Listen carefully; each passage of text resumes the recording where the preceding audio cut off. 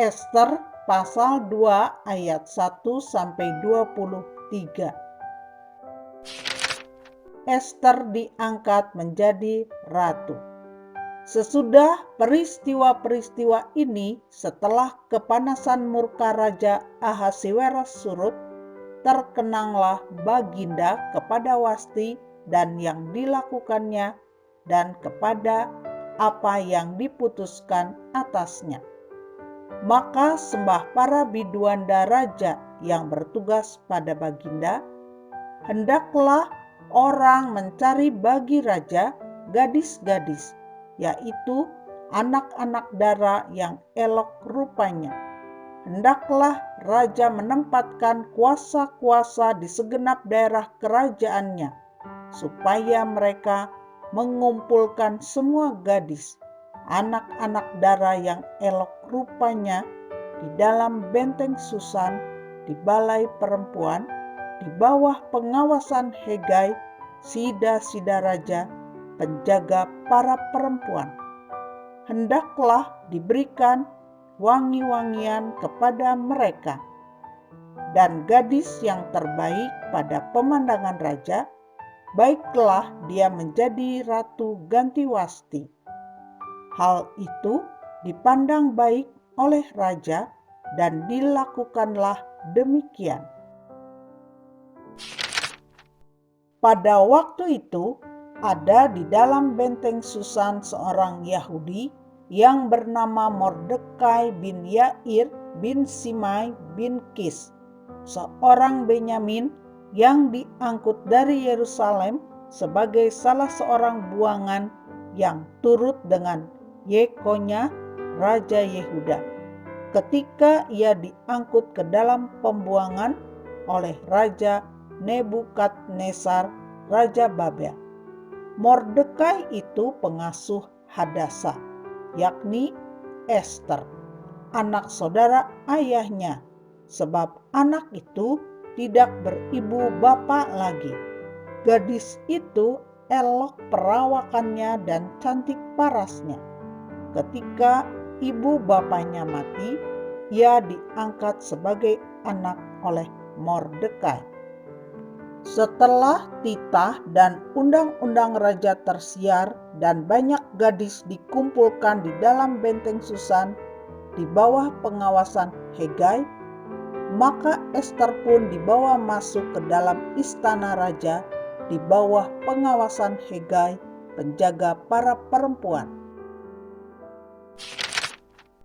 Maka gadis itu sangat baik pada pemandangannya dan menimbulkan kasih sayangnya, sehingga Hegai segera memberikan wangi-wangian dan pelabur kepadanya, dan juga 7 orang dayang-dayang yang terpilih dari isi istana raja.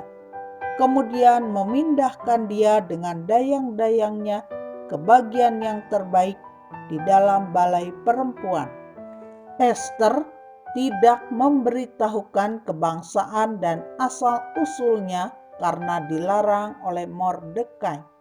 Tiap-tiap hari berjalan-jalanlah Mordekai di depan pelataran balai perempuan itu untuk mengetahui bagaimana keadaan Ester dan apa yang akan berlaku atasnya. Tiap-tiap kali seorang gadis mendapat giliran untuk masuk menghadap Raja Ahasiweros, dan sebelumnya ia dirawat menurut peraturan bagi para perempuan selama 12 bulan, sebab seluruh waktu itu digunakan untuk pemakaian wangi-wangian, 6 bulan untuk memakai minyak mur, dan 6 bulan lagi untuk memakai minyak kasai, serta lain-lain wangi-wangian perempuan. Lalu gadis itu masuk menghadap raja, dan segala apa yang dimintanya harus diberikan kepadanya untuk dibawa masuk dari balai perempuan ke dalam istana raja. Pada waktu petang ia masuk dan pada waktu pagi ia kembali. Tetapi sekali ini ke dalam balai perempuan yang kedua, di bawah pengawasan Saasgas, sida-sida raja penjaga para gundik. Ia tidak diperkenankan masuk lagi menghadap raja, kecuali jikalau raja berkenan kepadanya dan ia dipanggil dengan disebutkan namanya. Ketika Ester, anak Abihail, yakni saudara ayah Mordekai yang mengangkat Ester sebagai anak,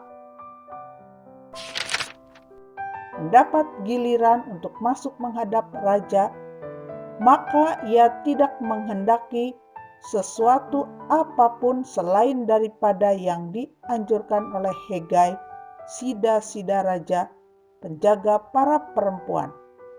Maka Ester dapat menimbulkan kasih sayang pada semua orang yang melihat dia.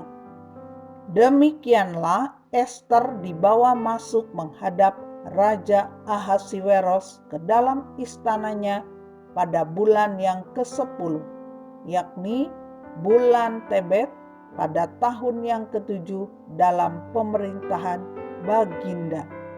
Maka Ester dikasihi oleh Baginda lebih daripada semua perempuan lain, dan ia beroleh sayang dan kasih Baginda lebih daripada semua anak dara lain, sehingga Baginda mengenakan mahkota kerajaan ke atas kepalanya dan mengangkat dia menjadi ratu ganti wasti.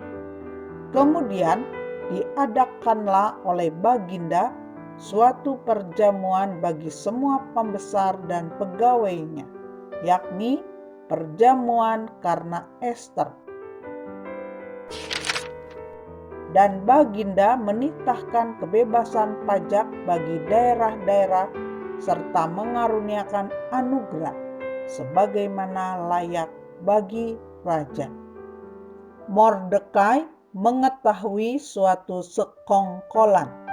Selama anak-anak dara dikumpulkan untuk kedua kalinya, Mordekai duduk di pintu gerbang istana raja. Adapun Ester tidak memberitahukan asal-usul dan kebangsaannya seperti diperintahkan kepadanya oleh Mordekai, sebab Ester tetap berbuat menurut perkataan Mordekai seperti pada waktu ia masih dalam asuhannya.